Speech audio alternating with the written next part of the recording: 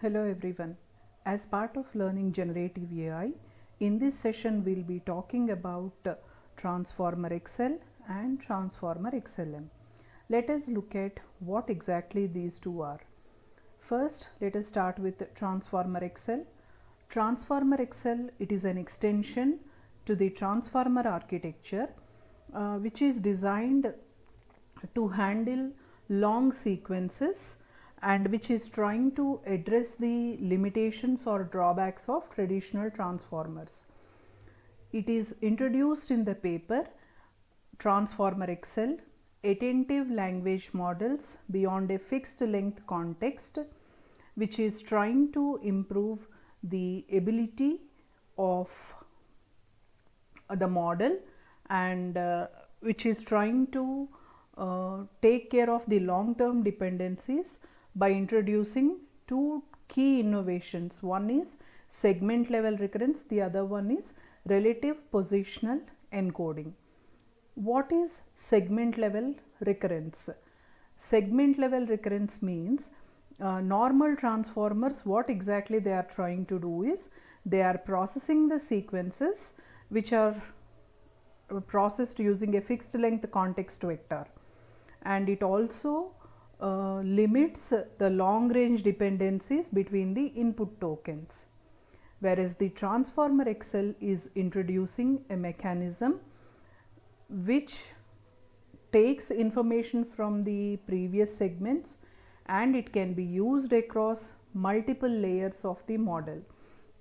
So the hidden states from the previous segment are carried forward and used when you are processing the new segments.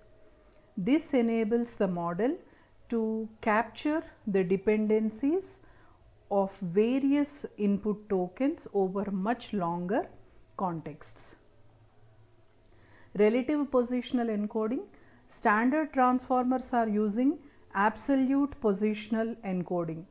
Say for example, you want to talk about input tokens, which position it is existing. It has to specifically talk about the absolute positioning of the token, whereas Transformer XL replaces these absolute positional encodings with relative positional encodings. What it will try to do is it will try to express the relative distance between tokens rather than their absolute positions. This will try to generalize the sequences, which will try to generalize the context across various lengths of sequences. What are the key advantages? Long-term dependency modeling. Whenever you are trying to use the hidden states from the previous segments, the Transformer XL captures the relationships with longer text sequences than the regular transformers. Regular transformers are always dealing with fixed length context. Improved efficiency. The model has become more efficient in terms of memory, because if you understand, we are trying to carry the hidden states of previous segments to the next processing layers. So you are trying to memorize the previous layers or previous segments hidden states.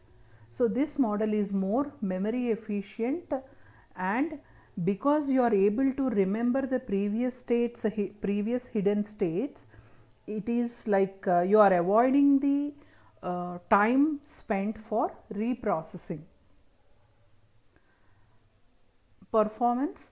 Transformer XL achieves very good performance in terms of processing long text sequences such as language modeling.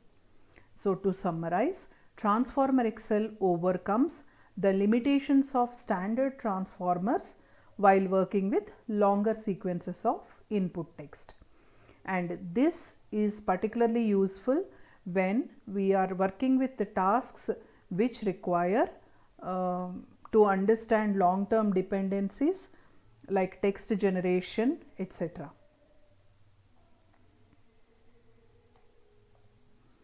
Transformer XLM, this is cross-lingual language model, which is a variant of transformer architecture. And this majorly is used when you are working with multilingual tasks. And it is improved, it is introduced, which was improving the cross-lingual understanding under both unsupervised as well as supervised training techniques. And it is mostly used in tasks like language translation, where you want to translate one language text into another language, and cross-lingual text classification, and multilingual question answering. Say for example, you ask, what do you call a particular thing in Telugu? What do you call a particular thing in English? You know the word in one language, you want to know what it is called in another language. So you are trying to talk about tasks with multilingual question answering. Whenever a task involves multilingual, you can use Transformer XLM. What are the key features of Transformer XLM? It is cross-lingual pre-training. This is pre-trained on large amounts of multilingual text using objectives such as masked language modeling (MLM) and translation language modeling (TLM). What is MLM? Similar to BERT, random words in the input text are masked and the model tries to predict those missing words.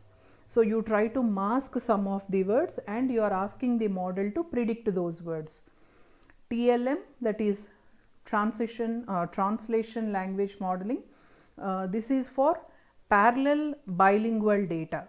What do you mean by this? In this, the model will try to mask some tokens both in the source as well as target languages, and it will try to predict. And while predicting the masked tokens in both source and target language, it will try to capture the relationship between those two languages. Multilingual capability, XLM is trained on multiple languages simultaneously, wherein it is trying to understand and generate the text across huge ranges of languages, and the model learns shared representations across languages, thereby it is improving the performance on cross-lingual tasks. Transformer architecture, the XLM has standard transformer architecture with layers of self-attention as well as feed-forward networks. This is the common thing whenever we are working with transformer architecture. And in order to work with self-attention, the encoder part of the transformer will be working for most of the tasks, which is almost similar to the BERT. What are the key advantages? First one, XLM enables us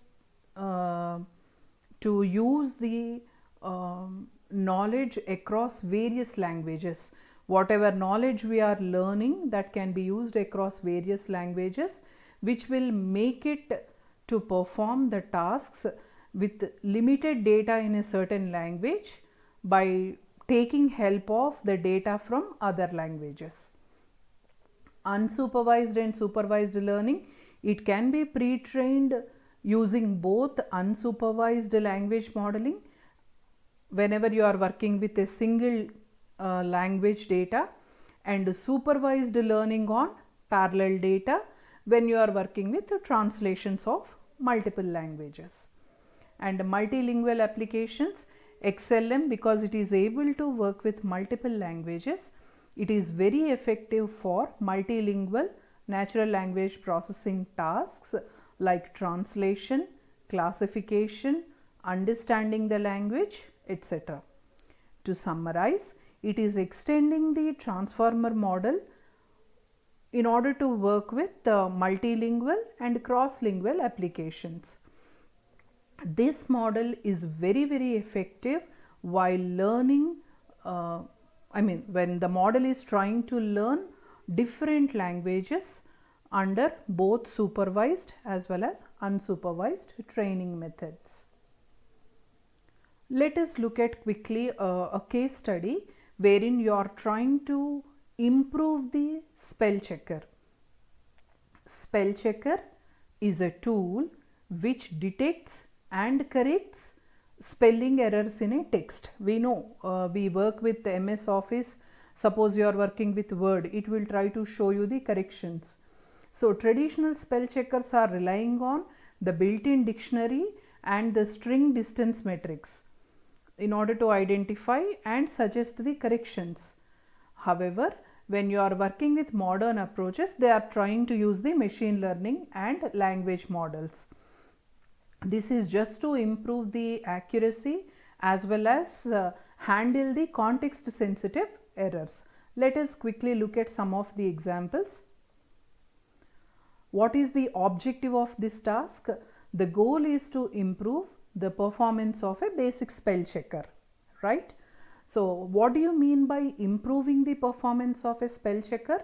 You want to improve on, or you want to incorporate the contextual understanding and reduce false positive. In case of spell checking, what is false positive? Correctly spelled words are shown as wrong, and false negatives, misspelled words, are ignored by the spell checker. So what is the baseline system? The existing spell checker, what it is doing? It is using the dictionary lookup, and words which are not there in the dictionary are flagged as errors. This is what is happening so far. Edit distance, suggestions are made based on the smallest edit distance between the misspelled word and the potential corrections in the dictionary. Issues with the baseline: no context awareness. What is the baseline? It is just looking at the built-in dictionary, and if the word is not present in the dictionary, it is marking it as an error. So what do you mean by no context awareness? Suppose I give a sentence, it is, I want to actually say it is their article, right? I want to say their. My intention is to say THEIR. Suppose I have mistyped it as it is their article, THERE. The baseline spell checker cannot identify the mistake. It will see their. So the spell checker cannot detect this error because it doesn't have the context awareness. Limited coverage: proper names, abbreviations and domain specific terms may not exist in the dictionary, leading to incorrect flagging. Say for example, all our names are highlighted in red color. Whenever you type in Microsoft Office, you can immediately find out names of some people, organizational names. Some of them may be highlighted in red color. It is trying to say this is an error because it is not finding the word in its dictionary. Poor suggestion ranking: suggestions are based on edit distance, which may not give the exact suggestion. So these are some of the issues with the baseline. So next session we will see what could be the improvements to the spell checker. Thank you.